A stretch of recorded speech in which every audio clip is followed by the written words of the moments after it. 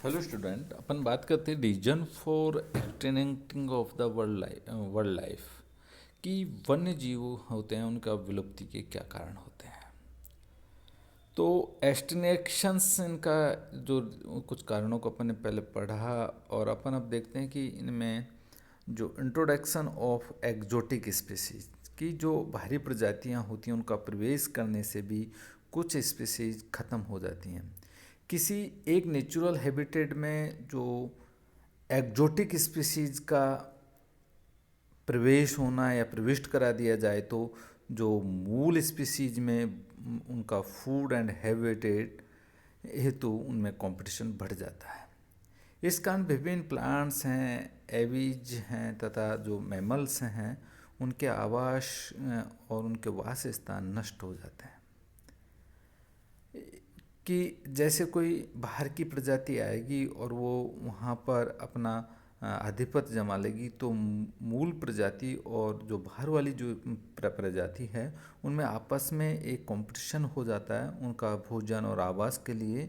तो इस तरीके से धीरे धीरे उनमें से जो मूल प्रजाति अपना अस्तित्व खो देती है। पेस्ट कंट्रोल, तो पेस्ट कंट्रोल में यह है कि जो फार्मर्स होता है वो खेत खलिहानों में पेस्ट कंट्रोल हेतु जो पेस्टिसाइड, इंसेक्टिसाइड्स या फंगिसाइड्स का यूज करता है। इनके कारण कई बार जो प्रेडेटर्स हैं उनकी डेथ हो जाती है जो कि बैलेंस इकोसिस्टम का एक बहुत ही अभिन्न अंग होते हैं। जब फार्मर्स इन जो पेस्ट कंट्रोल को यूज करता है तो उनका केवल जो ध्यान होता है वो टारगेट होता है, वो केवल जो उनकी जो फसल है उसको नुकसान करने वाले जो कीट होता है उस पर होती है। पर वो यह भूल जाता है कि उस सॉइल में और भी जो उस टारगेट पॉइंट के अलावा उन टारगेट एनिमल के अलावा और भी बायोटा रहता है और उनको वहाँ पर वो यूज करता है तो और उनकी डेथ हो जाती है। पॉल्यूशन के कारण जो नेचुरल हैबिटेट इफेक्टेड होता है। एक्वेटिक पॉल्यूशन के कारण जो वेला संगम और जो समुद्री तटीय आवास के जो जैविक घटक प्रभावित होते हैं। पानी में प्रवेश करने वाले विषाक्त पदार्थों के द्वारा जो उनकी फूड चेन इफेक्टेड होती है, साथ ही जो एक्वेटिक जो इकोसिस्टम भी इफेक्टेड हो जाता है। इंसेक्टिसाइड एंड पेस्टिसाइड्स के यूजेज के कारण प्लांट्स और एनिमल की जो स्पीसीज हैं वो इफेक्टेड होती हैं। अदर इकोलॉजिकल फैक्टर्स, कुछ महत्वपूर्ण जो एनवायरमेंटल फैक्टर्स भी प्लांट्स और एनिमल्स की जो स्पीसीज हैं उनके जो विलुप्त के लिए वो जिम्मेदार होते हैं और उनमें से कुछ एक कारक की अपन बात करेंगे। और वो कारक जैसे कि अपन देखते हैं कि उनका डिस्ट्रीब्यूशन रेंज, यदि प्लांट का या एनिमल्स का जो डिस्ट्रीब्यूशन जो रेंज है वो यदि छोटा होगा तो इनकी जो विलुप्त होने की दर है, एक्सटिंक्ट होने की दर है वो अधिक होगी। हाईली स्पेशलाइजेशंस, यदि कोई स्पीसीज बहुत ही ज़्यादा स्पेशल कैरेक्टर्स वाली होगी तो इनके जो विलुप्त होने की दर है वो बहुत ज़्यादा होगी। Position of the organism in the food chains, कि उस एनिमल्स की जो फूड चेन है उसकी क्या स्थिति है। यदि हम कोई एनिमल्स की फूड चेन में जितने हाई लेवल्स पर होगा उनका तो वह उतना ही अधिक सब्सिक्यूटेबल्स होगा, सहनशील होगा। रिप्रोडक्टिव रेट, जो बड़े आकार के एनिमल्स में कम रिप्रोडक्टिव रेट होती है, कम संतति उत्पन्न होती है, अतः इनकी जो परिभक्षित होने की दर होती है वह भी अधिक होती है। इस तरीके से अपन इनका बात करेंगे। अब आता है एंडेज्ड वाइल्ड लाइफ स्पीसीज, संकटग्रस्त वन्य प्राणी। अपन देखते हैं कि जो विश्वव्यापी एक चेतना के कारण international union for conservation of nature का एक सोसाइटी बना और इसको अपन IUCN कहते हैं। इसके द्वारा विलुप्ति के कगार वाली जो स्पीसीज की सूचना रेड डाटा बुक में पब्लिश की गई और इस बुक में 277 मैमल्स की स्पीसीज, 321 एवीज की स्पीसीज की एक सूची दी गई जो कि विलुप्ति की ओर बढ़ रही है। BSI ने जो इंडियंस प्लांट्स की रेड डाटा बुक का पब्लिश किया जिसमें 622 प्लांट्स की स्पीसीज की सूचना दी गई। UNEP ने ब्लू बुक का पब्लिकेशन किया और जिसमें 157 जो संकटग्रस्त प्रजातियों का वर्णन किया।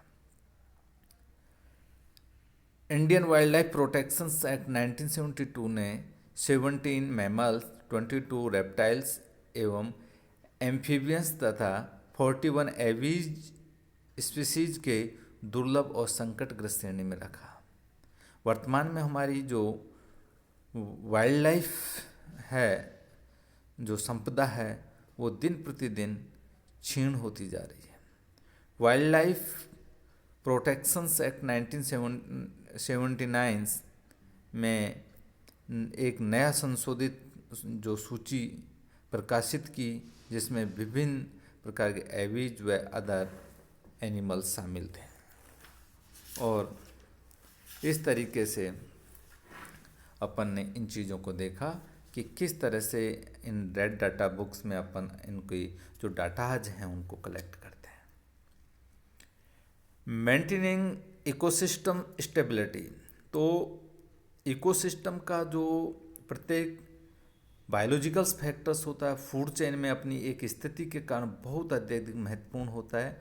यदि इकोसिस्टम में कोई वाइल्ड लाइफ स्पीसीज विलुप्त हो जाती है तो आने वाले समय में इसके कारण प्राकृतिक इक्विलिब्रियम विचलित हो जाता है तथा इकोसिस्टम सेंसिटिव हो जाता है। अब है preservation of naturals genetic stock. सभी प्रकार के जो घरेलू फसलें हैं या चौपाए जानवर हैं उनकी अत्यधिक नेचुरल प्लांट्स एवं एनिमल्स से हुई है उत्पत्ति इनकी, और सभी जो नेचुरल स्पीसीज से उनका जेनेटिक रिजर्वायर का फॉर्मेशन होता है। इसके द्वारा वर्तमान में जो फूड ग्रेन की समस्या है या डिजीज के प्रति उनका इम्यूनिटी के करैक्टर्स हैं या वांछित गुणों वाली जो वैरायटीज के फॉर्मेशन के लिए नए जीन जो वो प्रदान किए जाते हैं। इकोनॉमिक बेनिफिट, वाइल्ड लाइफ संपदा के द्वारा पर्यटन उद्योग को बढ़ावा मिलता है। इस हेतु जो सेंचुरीज हैं या राष्ट्रीय नेशनल पार्क की स्थापना की जा सकती है और अधिकांश जो मेडिसिन्स के इम्पोर्टेंसी के लिए प्लांट्स से मेडिसिन प्राप्त की जाती है जिसमें पेनिसिलियम से पेनिसिलिन, सिनकोना से कुनैन, ओपियम से मॉर्फिन आदि। इस प्रकार हमारी कंट्री की जो अदर जो जीव संपदा है उससे प्रति वर्ष अरबों रुपए की विदेशी मुद्रा है वो अर्जित की जाती है। गेम वैल्यू, बहुत सारे जो पश्चिमी कंट्रीज हैं उनमें जो वाइल्ड एनिमल्स होता है उनका अत्यधिक बहुत ज़्यादा उनकी गेम वैल्यू है और अनेक व्यक्ति जो फिश के शिकार के लिए लाखों डॉलर खर्च करते हैं। साइंटिफिक वैल्यू में अपन बात करें तो देखें कि वन्य जीवों का जो वैज्ञानिक रिसर्च कार्यों की दृष्टि से बहुत ज़्यादा इम्पोर्टेंस है। जैसे सी अर्चिन से जो मानव है उसमें डेवलपमेंट को समझने में, या जो डेजर्ट का टॉड है उसकी जो गर्भावस्था की पहचान में, और रिसर्च जो मंकी है उसका ह्यूमन ब्लड ग्रुप के डिटर्मिनेशन में, और हिरणों के एंटलर का एनवायरनमेंट में रेडियो एक्टिव जो मटेरियल्स होता है उसके निर्धारण में अत्यधिक सहायता मिलती है। इसी तरह से एस्थेटिक वैल्यू होती है कि उनका सौंदर्य में किस तरह से उनका वैल्यू होगा।